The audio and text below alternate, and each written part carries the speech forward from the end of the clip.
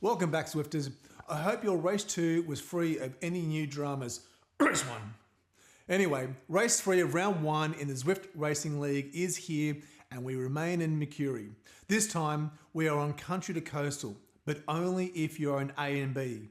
For the C and D Recon, you can find a link up here or in the description below. This is the first scratch race for round 1 and it's 1 lap only. No sprint points, no com banners, no segment bait. It's pure racing. Translation, the only thing that matters is where you finish. Simple, sure. Easy, not even close. I'm going to get into the course, team strategy, breakaway possibilities, bike choices, and workout suggestions. So let's get into it.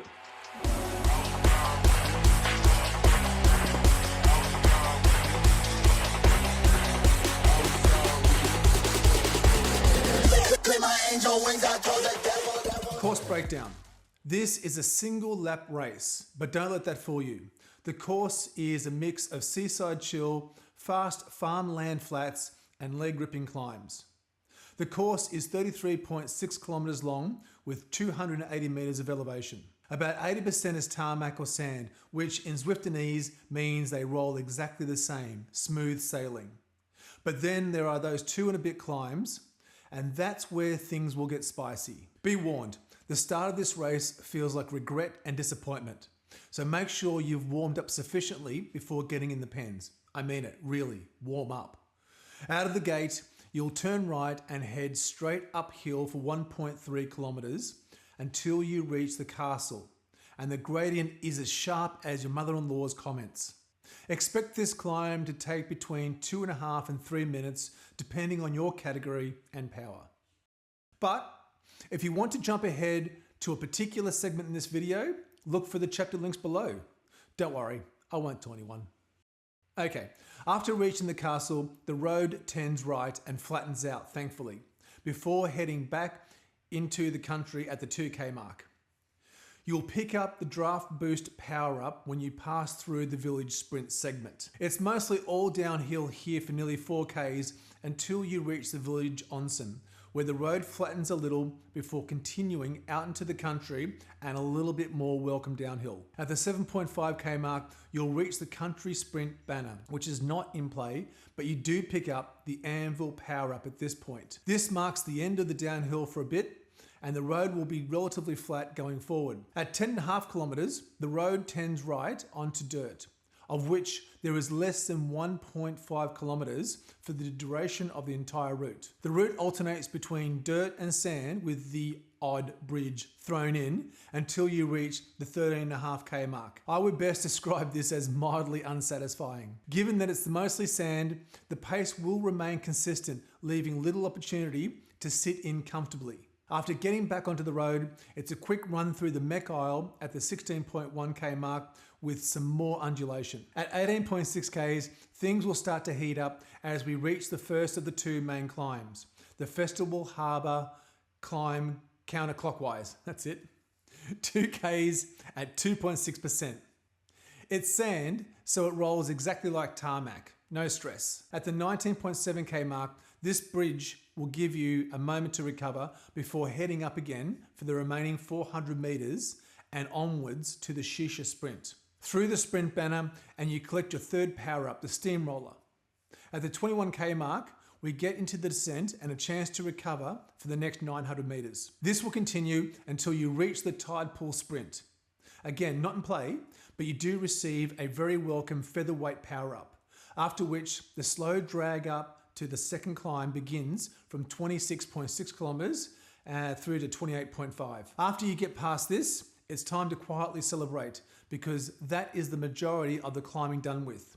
Well, except for that little kick at the end, but we'll get to that. There is one little push at the 29K mark, which signals the end of the race is fast approaching. With a little over 4K left, things are heating up whilst legs are turning to jelly. Turning left, we have just over 2.6Ks to go and everyone should be laser focused on that last pinch to the finish. At 32.8 kilometers, the road again begins to trend up, preparing you for that finish line, or a punch in the guts, as I like to refer to it as. Remember, the arch at the 33.1K mark is not the finish. but you can see it way over in the distance. And it's at this point you'll receive the burrito power up. I would say slide a bit further back into the pack and use the draft of the others as you hit that last kicker. But with those burritos going off like a frog in a sock, I would say go all in and fire that bad boy ASAP. Team strategy. Since it's a scratch race, teams can't farm points from sprints or comps. So captains, it's all up to you to get as many of your team across the finish line as high as possible. But first, let's quickly talk finishing points. Finishing line points, or fin points, are rewarded solely on the order each rider crosses the finish line in. First place receives a number of points equivalent to the number of riders starting the race. If 50 riders start, first place receives 50 points. Second place, 49 points. You get the picture. There are also podium bonus points, because of course there are, awarded to the top 5 finishers in each race. But overall, this race is going to be a team effort. Climbers, you're the tip of the spear on these climbs. Hit them hard enough to thin the pack out, but don't go nuclear unless you're sure you can stay away. But if you see an opportunity to do this on the first climb, let it rip. Keep in mind that it might still be a very small handful that can go with you without any diesels to help keep the pace high.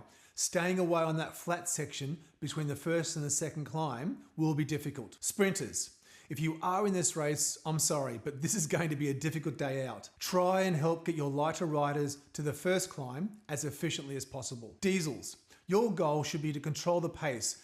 Don't allow breakaways to form unless they're yours, and help save your teammates' legs for the moves that matter. It is going to be difficult for many of the climbers to hang on to the front group for the first 17 to 18 Ks, especially on those 2 descents in the first half of the race. So make sure you stay in communication with your team. If you are in the top 10 coming into the finish, those juicy podium points on offer will be too good to pass up, and so you should rightfully abandon any team strategy and go for glory. But having one outstanding performance and 5 mediocre ones won't beat a team that can work together to finish as high as possible in the top 20. Just saying. For those that find themselves in a gruppetto, bunch up and work together, even with races from opposing teams. The race is still alive for you, and those fin points count, every single one. My suggestion is to form a makeshift TTT and each take a short 20 to 30 second turn on the front. You'll be surprised at how an organised gruppetto can close down a gap to the front, especially when those on the front are just sitting up, side-eyeing each other, waiting for someone to make a move. This isn't a points buffet, it's a survival test. Breakaway possibilities. Breakaways, absolutely possible. Don't be surprised if teams go full gas straight out of the gate, like sprint level crazy. It's only 1.3 Ks to the top, and this could be an opportunity to drop the hanger honourers quickly or blow up those riders who didn't warm up properly. After this, the descent to the village onsen could be another place where the heavier diesels will make their presence felt.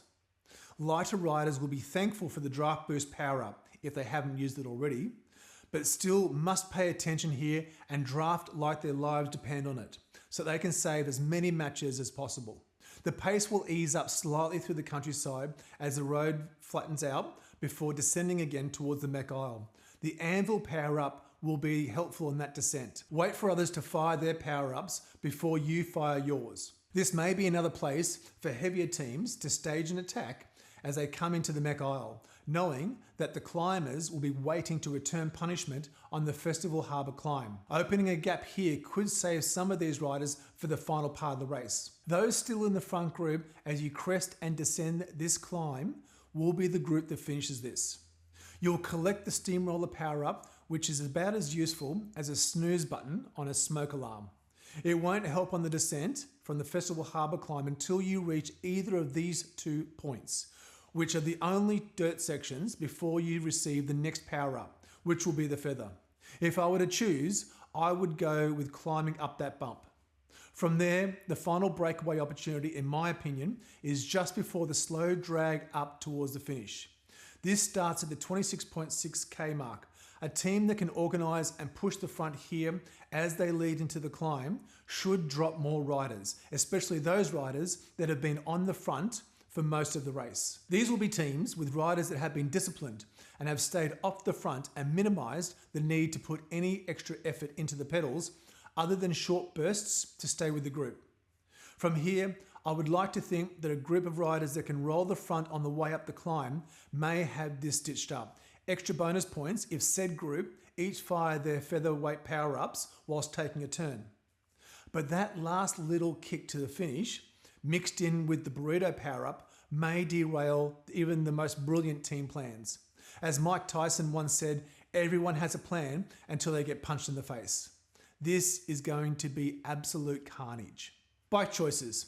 Now, with 80% of the route on tarmac and sand, a fast all-round setup is the way to go in my opinion. The Dogma F 2024 is a great mix between the flats and climbing. Combine this with the NV 4.5 Pro wheel set and you have a bike equipped to give you the best opportunity possible. Additionally, the Tron bike is another good alternative here if you can't afford the Dogma or the Envies. But if we are talking fully upgraded Stage 5 bikes, the S-Works Atheos will be the fastest climbing frame available for those that aren't strong on the climbs, combined with the NV 4.5 Pros or the Zip 454s to give you a bit more aero power on the downhill and the flats. If you're after the best all-round option both on the flats and the climbs, then the fully upgraded S-Works Tarmac SL8 is just that. Set this up with the NV 4.5 Pros and you have yourself a giant killer. Workout suggestions. To get ready for this race, focus on workouts that mimic the two key demands: short VO2 max efforts for the punchy climb and sweet spot threshold repeats to handle the longer second climb without detonating. Zwift workouts like the 6x2 VO2 max or the Supra threshold number 1 are perfect here. And if you've got time in your training week, throw in some sprint practice, because if you make it to the line in the front group, that final kick decides your fate. Okay, so that's race 3, country to coastal. 1 lap, 2 and a bit climbs, no points until the line, and plenty of ways to blow this if you're not paying attention. Ride smart, race as a team, and don't waste your bullets early. Good luck to everyone racing. May your climbs feel short, your legs feel long, and that final sprint be the stuff that legends are made from. Hit the like button if this recon helped, subscribe for more recons, and let me know in the comments. Are you planning an attack on the climb or sitting in for the win?